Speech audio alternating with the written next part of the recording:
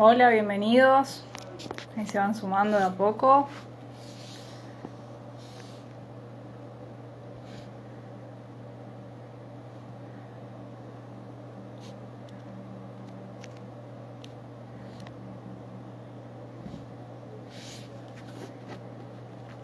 Hola a todos. Bienvenidos. Desde Catamarca, saludos. ¿Qué tal el doctor Lois? ¿Cómo va? Gran colega, gran trabajo hace todos los días.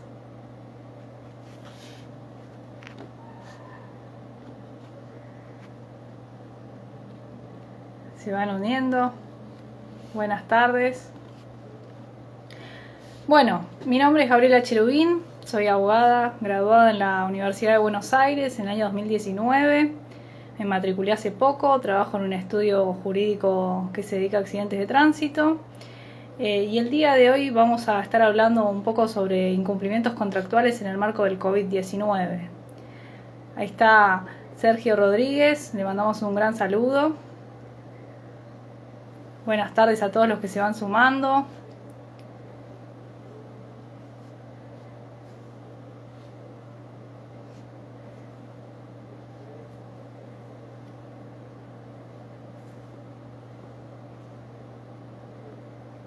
Buenas tardes, ahí Miss Laura.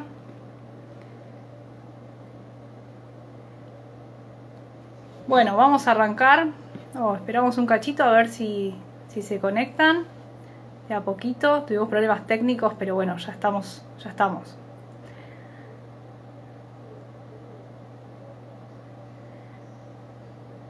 Bueno, vamos a comenzar un poquito con la charla del día de hoy sobre incumplimiento contractual. Bien, en primer lugar, vamos a recordar un poquito algunas definiciones, aunque al principio se escuche, se ve perfecto. Perfecto, gracias. Genial, se escucha bien, se escucha fuerte.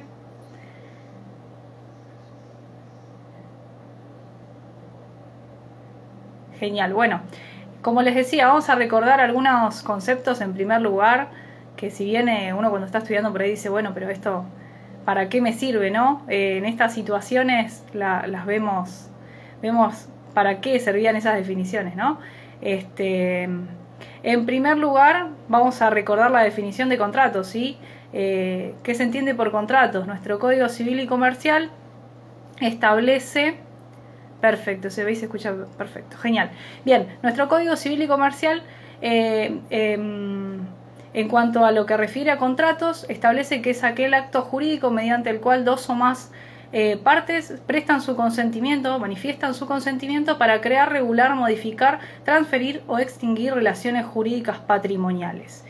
Dentro de lo que es la materia contractual encontramos diferentes principios del derecho aplicable en la materia, ¿sí? Como el principio de buena fe, que lo encontramos de modo genérico en el Código, en el artículo 9, en cuanto a que los derechos deben ejercerse conforme la buena fe, y después lo encontramos más específicamente en los contratos, en el artículo 961. Bien, también tenemos que tener en consideración que el principio general aplicable en materia contractual es el principio de conservación del contrato, ¿sí? Esto es porque las partes justamente contrataron en base a una finalidad, ¿sí? En base a una finalidad tenían un objeto lícito, tiene que ser un objeto lícito, posible, determinado, determinable, susceptible de valoración económica, y tiene que corresponderse con un interés que tengan las partes, que ese interés puede ser o no patrimonial.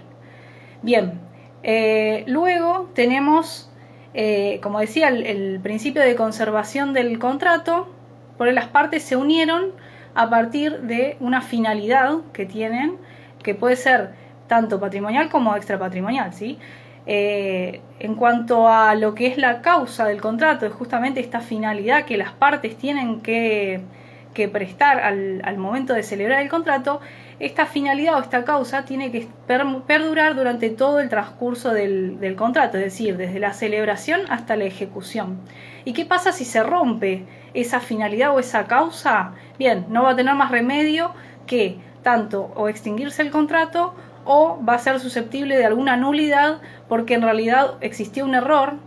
Es decir, yo quería contratar determinada acción, o determinada cosa, o determinado servicio y en realidad no estaba contratando eso, entonces hay un error y por ende el contrato va a ser susceptible de nulidad. Bien, en lo que atañe a la conservación del contrato también tenemos la libertad de contratación que tienen las partes, ¿sí? Las partes son libres de contratar dentro del marco legal de la ley, la moral, el orden público y las buenas costumbres, son libres de especificar las cláusulas a las que se comprometieron, vale decir, el contenido del contrato. Tal es así este principio de autonomía de la voluntad que se refiere a materia contractual, que es de carácter restrictivo la facultad del juez, ¿sí?, de intrometerse en las cláusulas o de resolver tanto parcial o totalmente el contrato, solo en aquellos casos en los que sea a petición de parte, cuando la ley lo prevé, y en los casos en que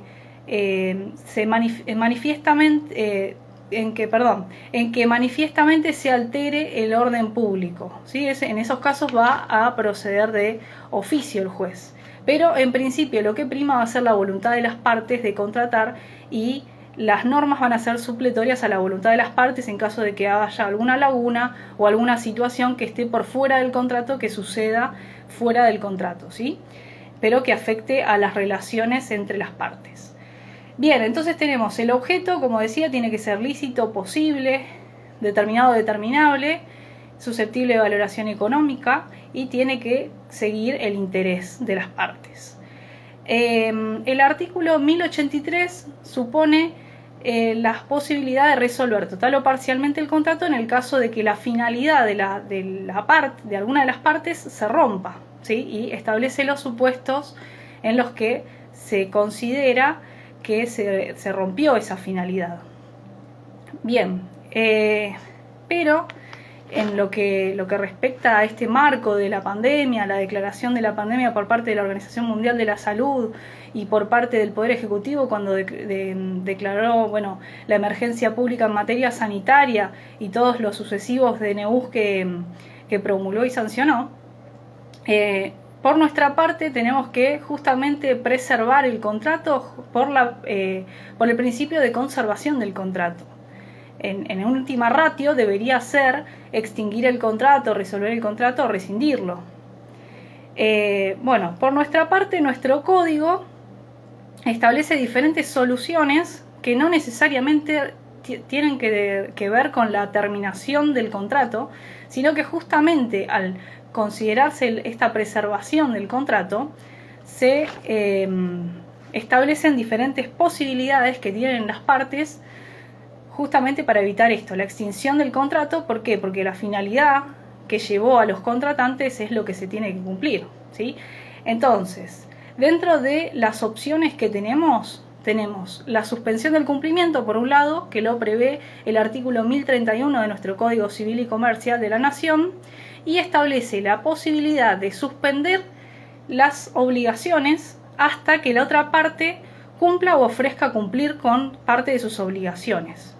Esto, de modo alguno, puede ser impuesto unilateralmente por una de las partes, ¿sí? Siempre tiene que haber intervención judicial y se tiene que declarar judicialmente como acción o como excepción. Se puede proponer esta fórmula.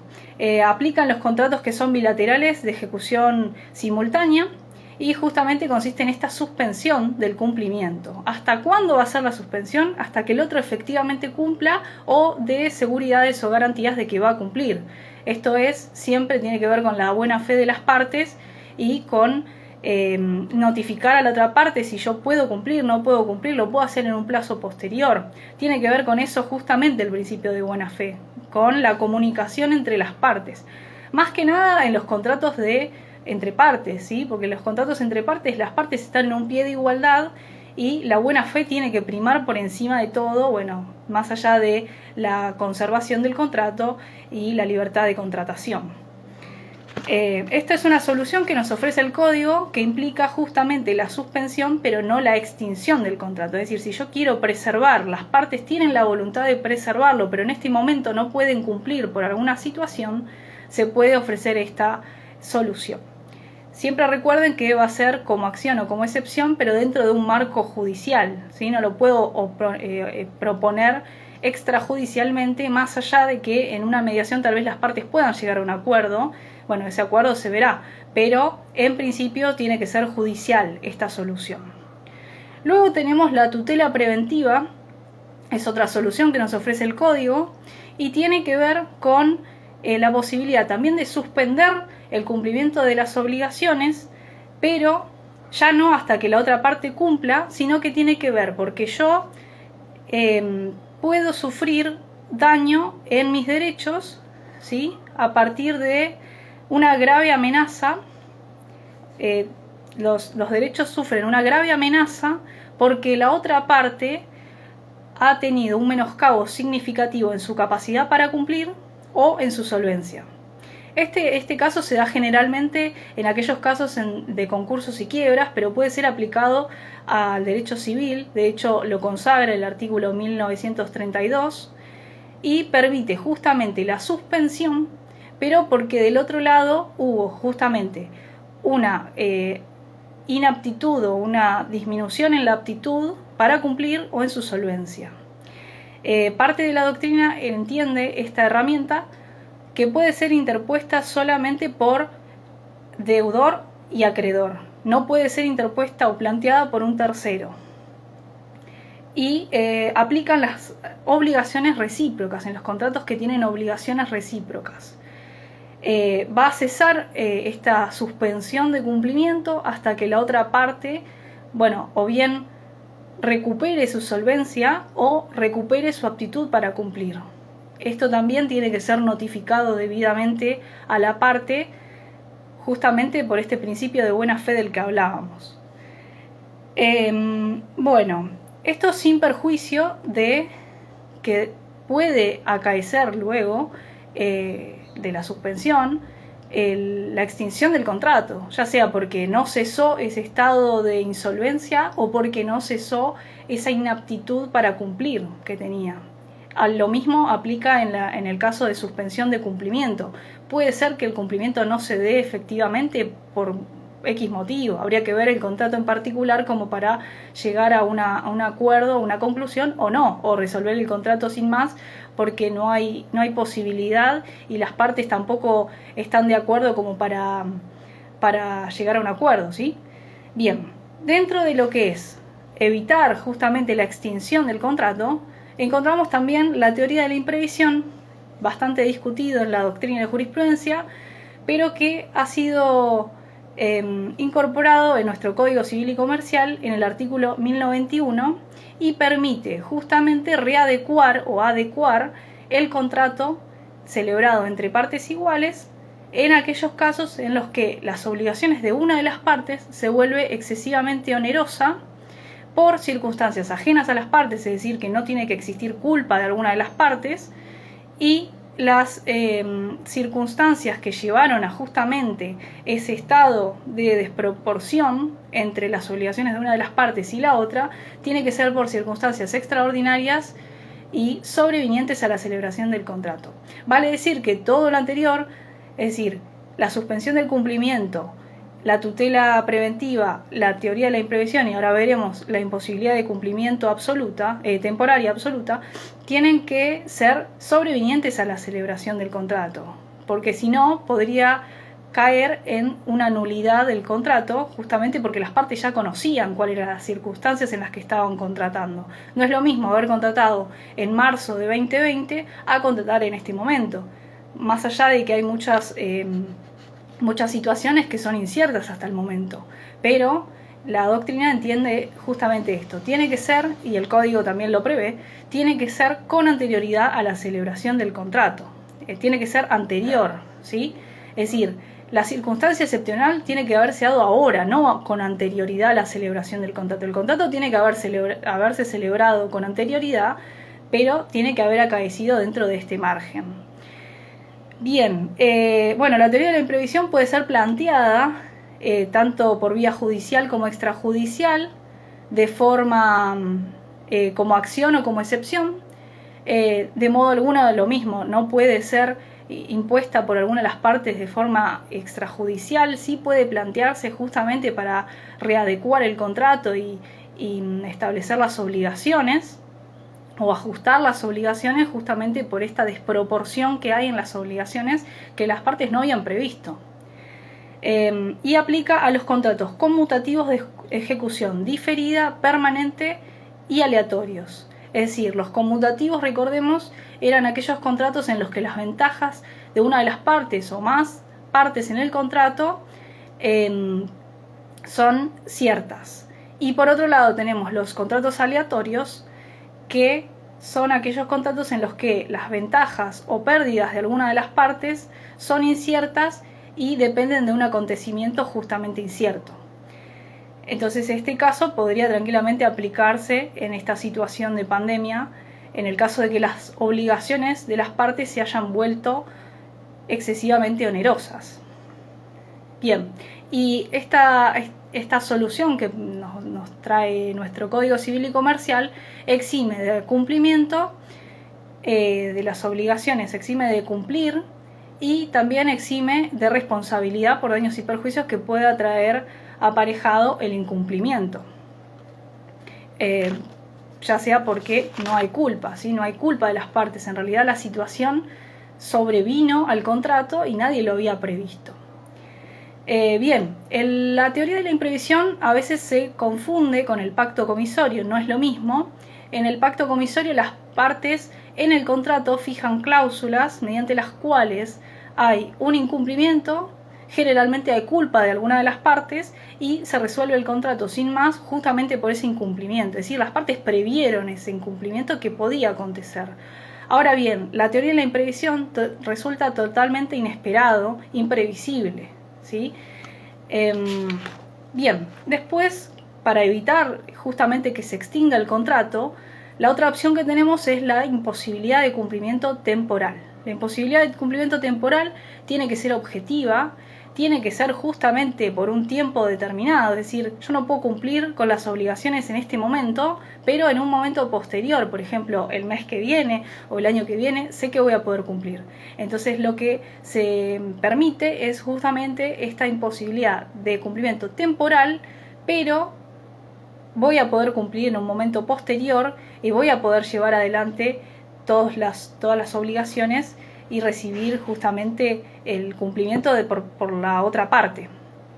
En el caso de imposibilidad de cumplimiento tenemos, y en esto me voy a adelantar un poquito, imposibilidad de cumplimiento temporal o absoluta. La absoluta se va a dar necesariamente en aquellos casos en los que los plazos sean esenciales, porque no va a haber más remedio que no se va a poder cumplir en ese momento y tampoco me sirve por la finalidad, por el interés de las partes, no sirve que cumpla en un momento posterior. Bien, entonces, repasando un poquito para atrás, ¿qué opciones tengo al momento de ver el contrato y decir, bueno, yo tengo intención de cumplir, quiero cumplir, la otra parte también está interesada en cumplir, ¿qué hago en esta situación de pandemia que tal vez tengo imposibilidad de circulación, libre circulación, no puedo llegar al comercio, no puedo cumplir con los plazos en los que me obligue? Entonces tenemos estas opciones, tanto la suspensión de cumplimiento, la tutela preventiva, la imposibilidad de cumplimiento temporal, tiene que ser objetiva obviamente, y la teoría de la imprevisión. Ahora bien, en lo que respecta a, sin más, la extinción del contrato, las opciones que tenemos son la resolución total o parcial, que nos plantea el artículo 1983 del Código Civil y Comercial. Tenemos también la imposibilidad de cumplimiento absoluta, que también exime de responsabilidad de cumplir justamente porque se hace imposible, valga la redundancia, cumplir en ese momento, y tampoco me sirve cumplir en otro momento porque la otra parte no está interesada en que se cumpla después. El código igualmente siempre prioriza la conservación del contrato en materia contractual, lógicamente porque es lo que las partes quisieron contratar. Entonces, bueno, se mantiene de esta manera los contratos que están en curso de ejecución a partir de marzo de 2020 en adelante hasta lo que dure la pandemia, siempre que no se pueda cumplir. Igualmente, lo que hay que recordar es que cada contrato en particular hay que analizarlo y ver también de qué materia se trata, ¿sí? Porque además recordemos que tenemos los decretos de necesidad de urgencia que también traen soluciones a lo que se considera la parte más débil del contrato, ya sean los contratos de trabajo, en los contratos de locación o los contratos de alquiler. Traen aparejadas ciertas posibilidades y ciertas ayudas a la parte más débil, justamente para evitar o paliar un poco estas consecuencias que van a traer aparejadas los incumplimientos por esta situación excepcional de pandemia. Bien, cuando ya no hay posibilidad de que el contrato continúe su curso, vamos a encontrar el caso fortuito fuerza mayor, la imposibilidad de cumplimiento absoluta y la resolución total o parcial que los plantea el artículo 1083 de nuestro Código Civil y Comercial. El caso fortuito fuerza mayor ha sido discutido tanto jurisprudencialmente como doctrinariamente, pero nuestro Código Civil y Comercial cierra un poco esta discusión y establece que son sinónimos y que son aquellos acontecimientos que no han podido ser previstos y que de haber sido previstos no han podido ser evitados. Entonces cierra un poco esa discusión que llevó años y se discutía justamente si eran conceptos diferentes, si debían ser regulados de diferente manera o deberían tener supuestos diferentes. Se unifica y se considera este sinónimo. Lógicamente, ese acontecimiento, para que recaiga en el caso fortuito, debe ser objetivamente imprevisible,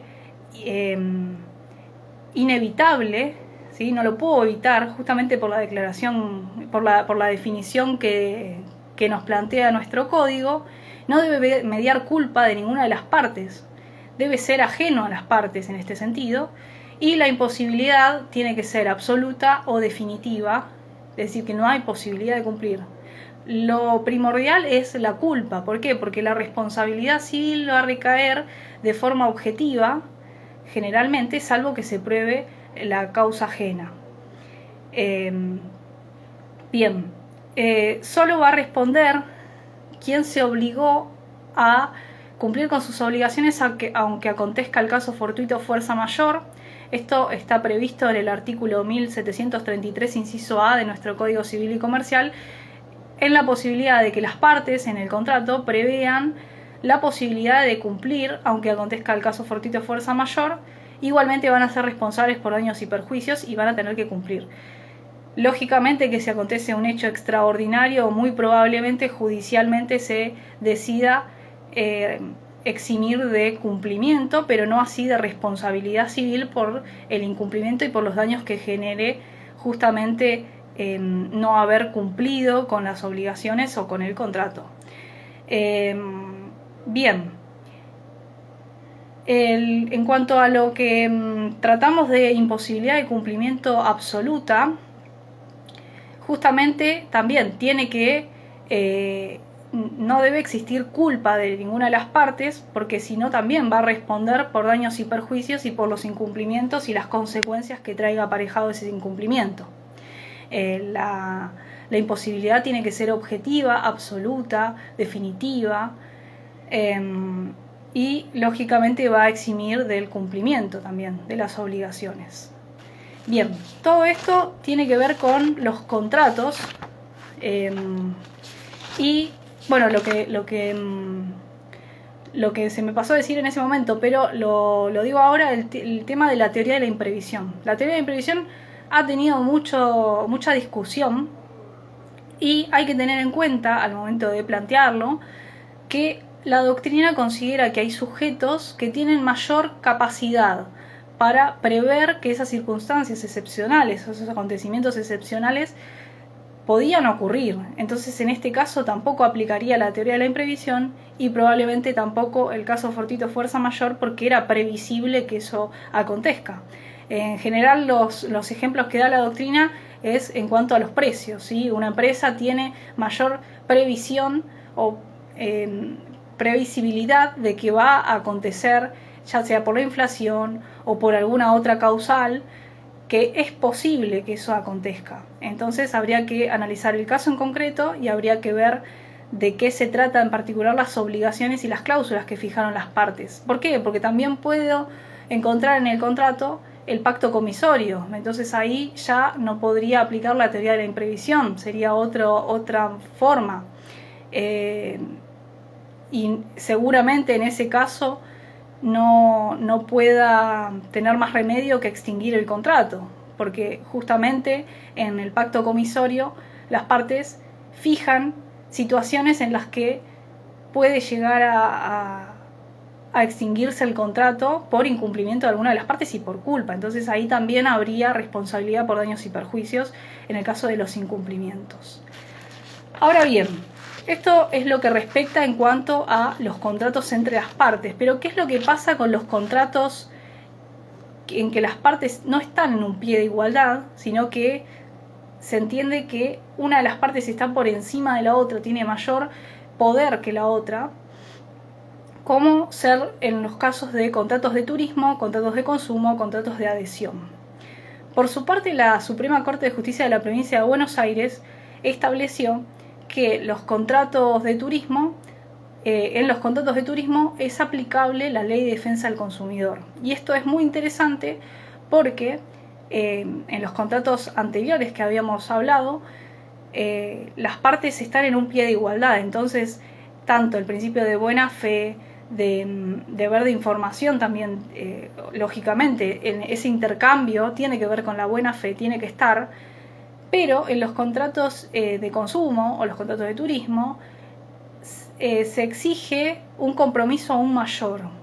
Recordemos que la ley de consumidor también, además de buena fe, implica el trato digno, el deber de información que tiene que estar en todas las etapas del contrato, no solamente en la celebración o la ejecución, sino que también tiene que ser con anterioridad a la celebración del contrato. ¿Por qué? Porque el consumidor, si no tiene información, no va a saber qué contratar, qué está contratando.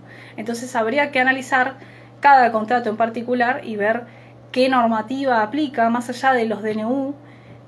Habría que analizar a qué normativa justamente, qué normativa puedo utilizar como para llegar a una solución. Y como decía, en los contratos de turismo, bueno, se exige mayor información, mayor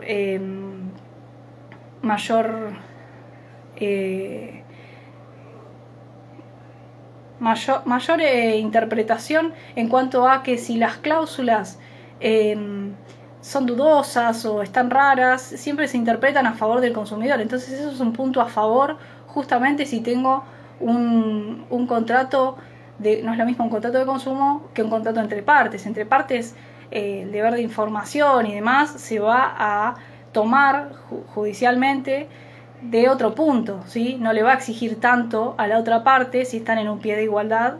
Diferente es lo que pasa con aquellos contratos en los que hay una empresa. Además, tenemos en cuenta que la responsabilidad va a ser diferente. Si tienen que responder por incumplimientos o por daños y perjuicios, la responsabilidad va a ser totalmente diferente. ¿Por qué?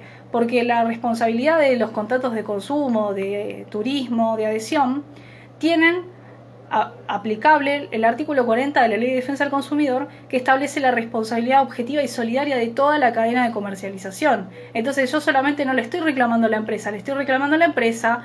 En el caso de los contratos de turismo será al hotel, al servicio que me otorguen para viajes o para excursiones, para el catering, para los boliches, para todo lo que me aparezca en el paquete justamente que estoy contratando, ¿sí? Más allá de que después ellos entre sí puedan recuperar lo pagado, pero la responsabilidad siempre es objetiva y solidaria en los contratos de consumo. Perfecto, sí, ahí está, doctor. El indubio pro consumidor, justamente, en el caso de dudas, a favor del consumidor. Es lo mismo que en materia laboral. En caso de dudas, a favor del trabajador. Tiene una normativa que beneficia, si se quiere, más al consumidor, o bueno, en ese caso el trabajador, justamente porque nuestros legisladores entendieron que no estaban en un pie de igualdad las partes, sino que hay una de las partes está por encima de la otra y tiene mayor poder. ¿Por qué? Porque no olvidemos que los contratos de turismo, de consumo, de adhesión, son esos contratos en los que una parte adhiere, que justamente es la parte adherente, adhiere a cláusulas predispuestas unilateralmente, ya sea por la propia organización, la otra parte, el organizador, y no interviene en la redacción de las cláusulas, por lo cual está ya de por sí inmerso en una relación que no es igual, porque no tiene posibilidad de participar en esa redacción de las cláusulas, sin perjuicio de que después tal vez se anexe cláusulas que las partes quieran agregar a ese contrato. Claro, exactamente, no hay paridad entre las partes.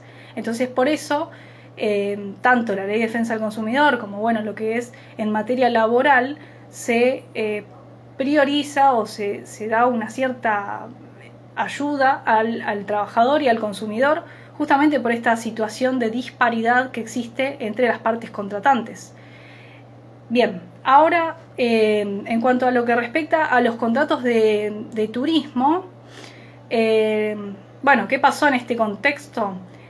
Muchos viajes se habían planeado tal vez con 1 año, 2 años o 6 meses de anticipación y se produjo el cierre de las fronteras, no solo a nivel Argentina, sino en el mundo. Entonces las empresas de aerolíneas y las empresas de turismo en general se vieron en un conflicto que no podían resolver, de si resolver el contrato o de otorgar vouchers o reprogramar los viajes, todo lo que atañe al contrato de turismo, ¿sí?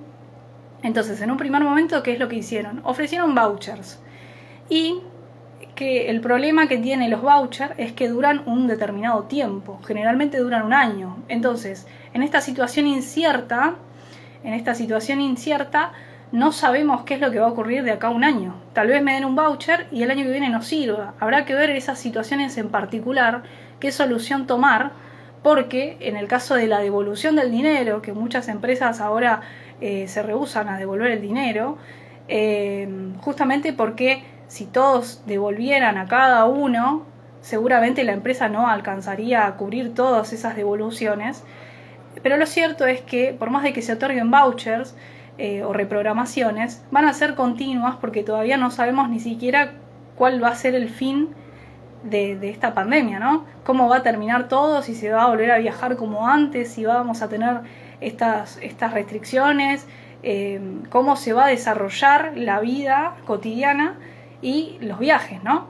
Entonces, habrá que analizar en esos casos puntuales cómo resolver el contrato o devolver el dinero, o bien eso va a terminar en algún acuerdo, de alguna forma se va a tener que resolver eso porque justamente no tenemos ninguna fecha cierta como para decir, hasta acá llegó la pandemia, el año que viene sé que voy a poder viajar tranquila y sé que el viaje ya lo tengo cubierto. Habrá que ver la situación en particular. No sé cómo estamos de horas, no sé si hay alguna pregunta. Exactamente, el principio protectorio en laboral. Sí, ni hablar, el tema de la desvalorización de la moneda, ¿no? Seguramente en aquellos vouchers que se otorguen o reprogramaciones, seguramente haya que pagar una adicional, lo cual habría que verlo desde el lado del defensa al consumidor, que si bien es una situación excepcional, no se le puede imponer al consumidor gastos extras justamente por esta situación de pandemia o porque en realidad lo pagado no cubre el valor actual, ¿sí? Eso será un problema de la empresa y habrá que ver cómo lo resuelven. Perfecto, estamos perfectos de hora. Ahí está siempre presente el doctor Sergio Rodríguez. Bien, si hay alguna pregunta la contesto, pero la realidad es que estamos también en una situación incierta en la que no sabemos qué va a pasar, pero siempre repito, hay que ver en primer lugar cuál es la intención de las partes, si quieren continuar con el contrato o no, si quieren la devolución de lo pagado. Bueno, todo esto que hablamos hoy sin perjuicio de la devolución, ¿no? Porque si bien se exime de responsabilidad civil por daños y perjuicios por incumplimiento en el contrato, más allá de que caiga en alguna causal como caso fortuito, fuerza mayor, que exime de responsabilidad y daños y perjuicios, eso no quita que las empresas o los particulares a los cuales se le entregó determinada suma de dinero tengan que devolver justamente el dinero pagado. ¿Por qué? Porque si no, constituiría un enriquecimiento sin causa. Si en ese momento no han cumplido con ninguna obligación. Seguramente lo que pase es que en las empresas de turismo, en las empresas que ofrecen viajes o determinadas actividades, lo más probable es que digan, bueno, no, pero yo en realidad ya reservé el hotel un año antes, seguramente, entonces habría que ver esas situaciones en particular. Lo que yo recomiendo siempre es justamente reclamar en la totalidad, porque en realidad constituiría un enriquecimiento sin causa. Y eso, bueno, devendrá en un juicio posterior. Bien, ahí está el doctor Sergio Loy siempre apoyando. Gran colega. Las preguntas sí, pueden escribirlas, pueden mandarme mensaje privado si quieren.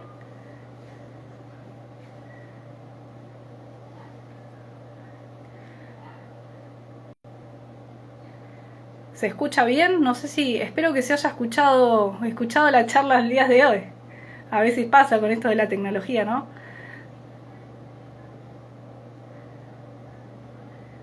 Qué grande Agus Pinero, estamos ahí con algunos proyectos juntos, así que bueno, vamos para adelante con todo.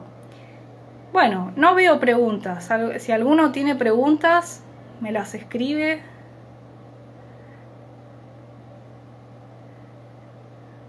Y ese es un temita, ese es un temita, justamente hoy no hablé del tema de defensa del consumidor o de los contratos que se tienen cumplimiento o que alguna de las partes está en otro país. Habrá que ver el derecho internacional, habrá que ver el contrato en particular, qué normativa voy a aplicar, qué responsabilidad tiene, habría que analizarlo. En primer lugar, para resolverlo acá, habría que en primer lugar ver si tiene si la casa central se encuentra dentro del país, y si no, necesariamente vas a tener que recaer en lo que es el derecho internacional privado y analizar la normativa que aplique al caso. Se escucha súper bien, genial. Ese es otro gran problema, ¿no? El que tenemos de a veces contratar en este país, pero el cumplimiento se da en otro, más que nada justamente con los viajes.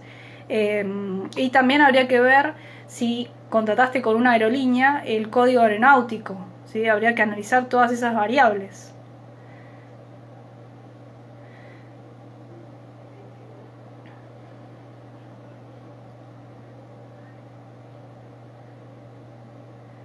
Bueno, no veo preguntas. Si alguno vio alguna pregunta que se me haya pasado, me la quiere escribir de nuevo. Claro, ahí como dice el doctor Lois, tal vez la competencia judicial esté determinada en el contrato. Sí, tranquilamente podría estar determinada. Pero como digo, generalmente son contratos de adhesión. Habría que ver el caso en concreto. Igualmente hay contratos en los cuales las partes fijan la competencia, habría que ver eso. Pero en primer lugar te diría que vayas a ver, bueno, el contrato obviamente y la competencia internacional, ¿sí? El derecho internacional privado. Claro, generalmente sí lo acuerdan, pero puede ser el caso de que no. Igualmente ten en cuenta que está la responsabilidad por la cadena de comercialización, es decir, que si alguna de las obligaciones se tiene que dar acá, tal vez por ese lado podrías traerlo, pero generalmente están fijadas en los tribunales extranjeros, depende de qué tipo de contrato sea, qué prestaciones te tengan que cumplir.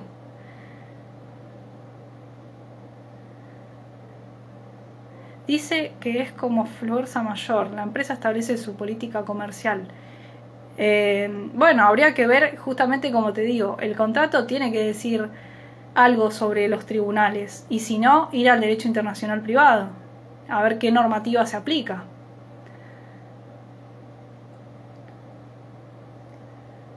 Claramente, sí, los contratos de adhesión tienen cláusulas leoninas. Incluso también, bueno, tenemos, eso será motivo tal vez de otra charla, pero las cláusulas abusivas se toman como no escritas. Así que habría que ver, eso es otro punto que se tiene a favor si se está en caso de defensa al consumidor.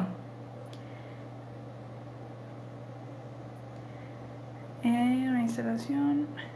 Y ahí estoy viendo una pregunta, BS Moreno. Tengo un incumplimiento contractual de noviembre de 2020 por la pandemia y vamos a encuadrarlo en el proceso de defensa al consumidor. Era la instalación de una pileta para el verano y no hay contrato escrito.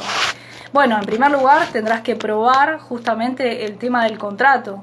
Si el contrato no fue escrito, fue verbal, por testigos principalmente. Bueno, ahora podrás también...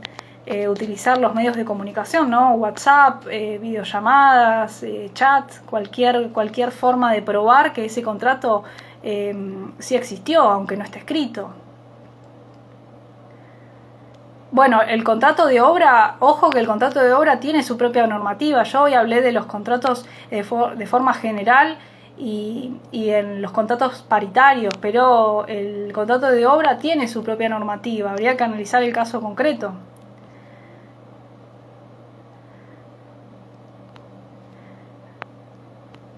Bien, acá dice, yo dicté una medida preventiva desde OMIC para rogarme la competencia de consumo. Bueno, eso como te digo, habría que ver el contrato en primer lugar, a ver qué dice, si se reservaron o no, y después sí activar lo que es el derecho internacional. Bien, contra la aerolínea sí, generalmente si es aerolíneas, salvo que la sede central esté acá, generalmente son de países extranjeros, así que seguramente la competencia la tengas en países extranjeros.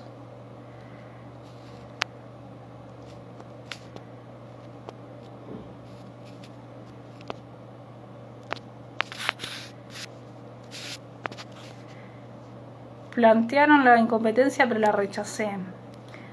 Sí, eso será motivo, como decía, de derecho internacional privado, ¿sí? Será el juez el que determine la competencia. Si se determina incompetente, no entendí bien la pregunta.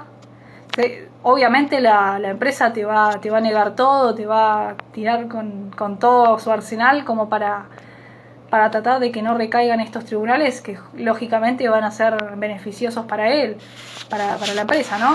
Pero habría que verlo, el caso en concreto.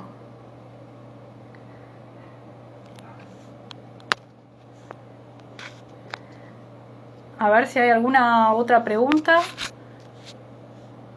Creo que ya estamos medio por hora. Estamos en la hora.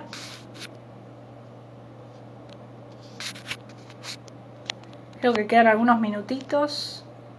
Sí, las empresas, yo siempre digo, las empresas te tiran con un arsenal, pero hay que confiar en la capacidad de cada uno, ¿no? Porque a veces las empresas tienen muchos abogados y en realidad uno por ahí con alguna de estas cláusulas puede, justamente con las cláusulas del contrato, con alguna de estas herramientas que hoy hablamos, se puede llegar a solicitar la totalidad de lo pagado, ¿sí? Porque no hay justamente ninguna prestación, no ha cumplido con ninguna prestación más allá de que ha acontecido una situación excepcional, imprevisible.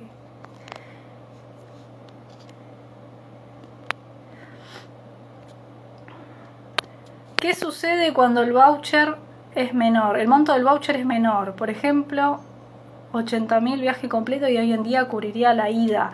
Bien, estoy con un temita de exactamente lo mismo.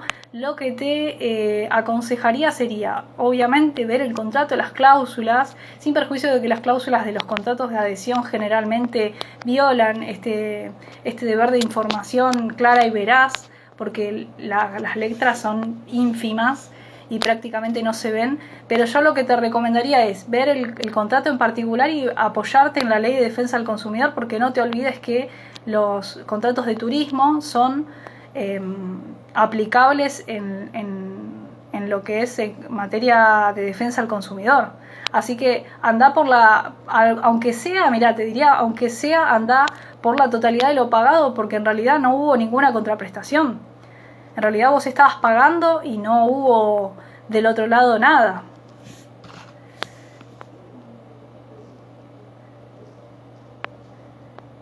Además, ten en cuenta también el tema de la responsabilidad objetiva, ¿sí?, en la cadena de comercialización.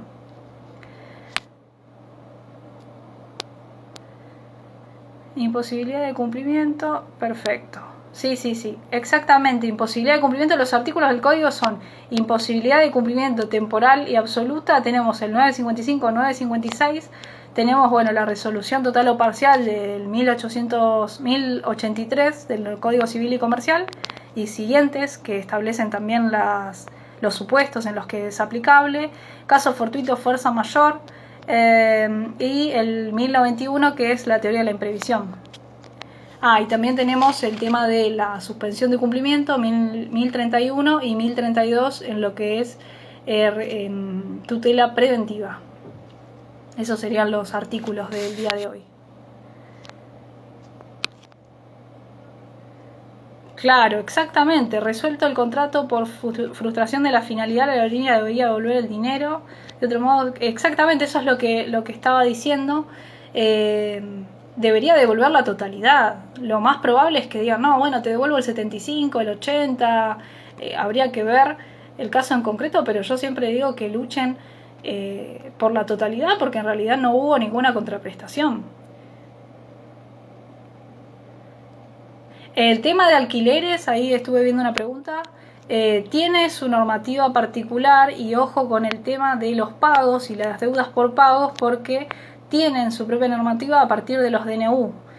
No recuerdo ahora el número de los DNU, pero ya desde marzo del año pasado se había prevista esa situación, imposibilidad de cumplimiento por el tema del pago, y se estableció una forma de pago para que justamente no se produzca el desalojo. Incluso los desalojos que tienen ya sentencia firme están suspendidos. A ver. Claro, bueno, el tipo de cambio siempre vas a salir perdiendo, obviamente, porque en su momento vos pagaste determinada cantidad de dinero y el día de hoy, obviamente por la inflación, se va a licuar ese valor. Así que habría que ver si podrías reclamar también el tema de una actualización, ¿sí? Alguna actualización, sin perjuicio de que tal vez puedas reclamar una reparación por daños y perjuicios por incumplimiento contractual. Eso habría que verlo, el caso en concreto. Bien. Tengo saludos. Le mando un saludo a la doctora Patricia Rodríguez Rossi, que siempre está apoyando. Excelente colega también. Bien, el tipo de cambio. No vi otra pregunta, a ver.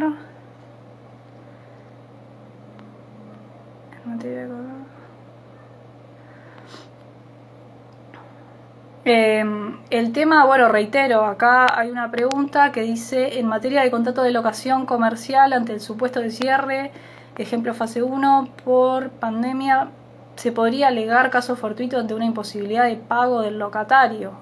Habría que ver en ese caso el tema del caso fortuito, y habría que analizarlo según el contrato, justamente porque, como lo que decía, hay normativa específica vigente en cuanto a las deudas por falta de pago, ¿sí? En realidad no sería un caso fortuito.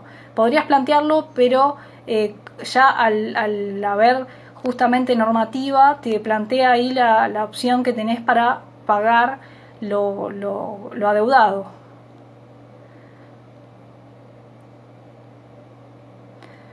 Pero dan 1000 vueltas y 1000 planteos que hay que rechazarlo fundamentalmente. Sí, siempre. Está el doctor Sergio Rodríguez, puso el decreto 320, exactamente, ese es. Obviamente la empresa siempre va a dar vueltas y va a decir que no va a cumplir, pero bueno, pelealo, porque tenés desde el lado de defensa al consumidor, tenés muchas de ganar.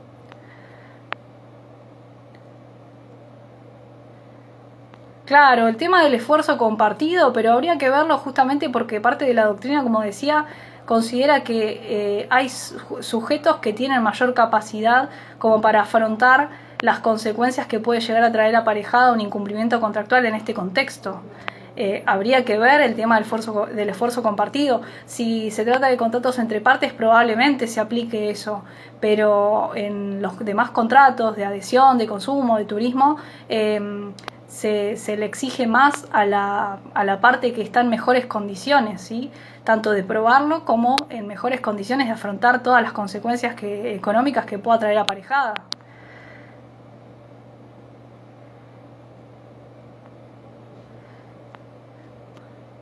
No.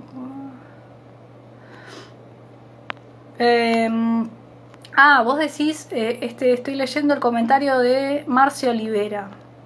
Dice, sí, DNU, pero no puedo darle el uso y objeto del contrato comercial. Bien, en ese caso tenés frustración del fin. Frustración del fin es artículo 1083, ¿sí? Fíjate de aplicar alguno de esos supuestos, pero si por eso decía al principio del vivo que justamente la finalidad es fundamental, porque si no, necesariamente el contrato se va a extinguir. Si alguna de las partes pierde su finalidad, ya sea porque el plazo fue esencial o por algún otro motivo, justamente por el interés que tenían las partes para contratar, lógicamente se va a caer el contrato, ¿sí? Se va a tener que resolver necesariamente.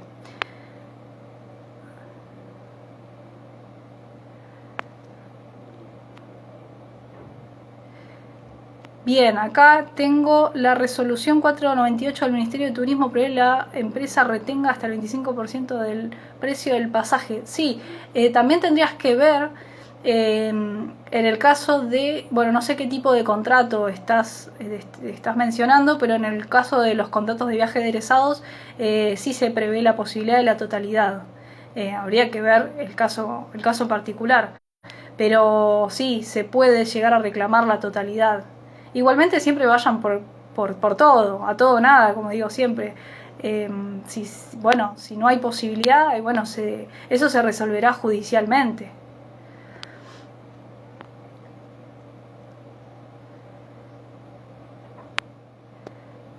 Habrá que ver, Marcia Olivera, en ese caso está complicado, pero lo que te recomiendo siempre es ir a una mediación. Además ahora en este contexto es exigible la mediación. Fíjate si podés llegar a algún acuerdo, pero en realidad lo que ya pasó, digamos, eso sí lo tiene que abonar. Pero ahora si se resuelve el contrato habría que ver las cláusulas fijadas por las partes, ¿sí? En cuanto a eso, a qué pasa. Bueno, no sé si hay alguna otra pregunta, pero no sé cómo estamos de hora, creo que ya estamos casi terminando.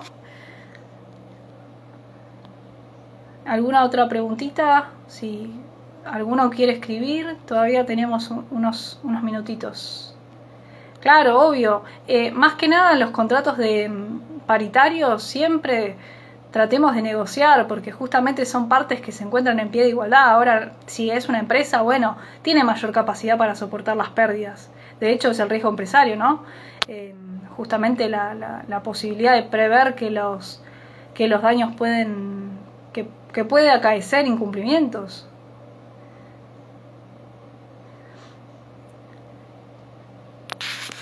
Bien, acá dice, las empresas ya están colgando en su web que devuelven la retención del 25% del precio del viaje de egresados. Yo estoy luchando por el 100% de lo pagado, justamente por lo que te digo, porque en realidad es un enriquecimiento sin causa, más cuando ha pasado determinado tiempo, como ser un año, por ejemplo, en el que, lógicamente, por más de que la empresa diga, no, bueno, pero yo ya reservé el hotel, que seguramente sean los hoteles de ellos, porque esos son los que ofrecen, en realidad no hubo cumplimiento de ningún tipo, y ahí lo que yo considero es que devuelvan, habría que ver el contrato, ¿no? Pero que envíen el contrato individual, porque en los contratos de turismo, perfecto, clarísimo. Los contratos de turismo establecen las cláusulas la posibilidad de solicitar el 100%, la totalidad. Por eso te digo, habría que ver el contrato en particular, que en general son bastante parecidos todos porque son cláusulas predispuestas, ¿no? Pero habría que ver si está referido a algo sobre eso, ¿sí? La posibilidad de reclamar la totalidad.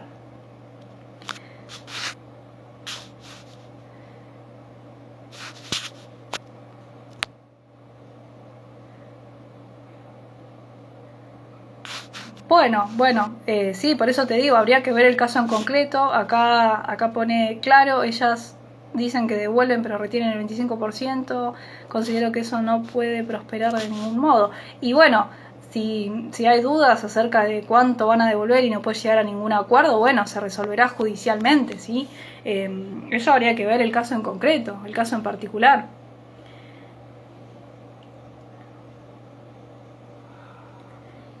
Igualmente habría que ver también la competencia, si puede recaer en capital o en provincia. En capital tenés el COPREC y tal vez ahí puede llegar a un acuerdo, más si son varios los reclamantes.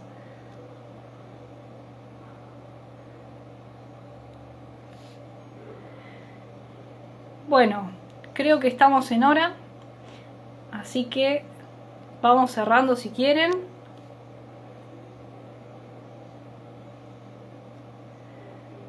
Bien. ¿Alguna preguntita más? ¿Algo que no les quedó claro? ¿Algo que quieran que vuelva a mencionar?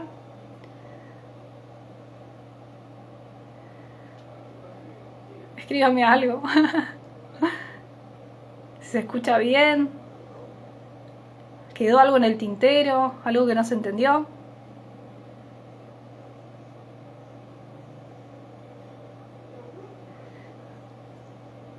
Muchos corazoncitos. Bueno, si no hay preguntas, voy cerrando el vivo. Ahí está el doctor de Albuquerque, gran colega. He estado viendo sus videos también, muy claro en la explicación. Sí, queda grabado. Gracias Daniela, a Regina. Gracias a ustedes por estar. Bueno, nos veremos en un próximo video entonces. Perfecto, sí, queda grabado. Muchas gracias a todos los que estuvieron presentes y bueno, espero que les haya sido de utilidad. Sí, queda grabado e incluso queda en YouTube, queda colgada la página. Sí, perfecto.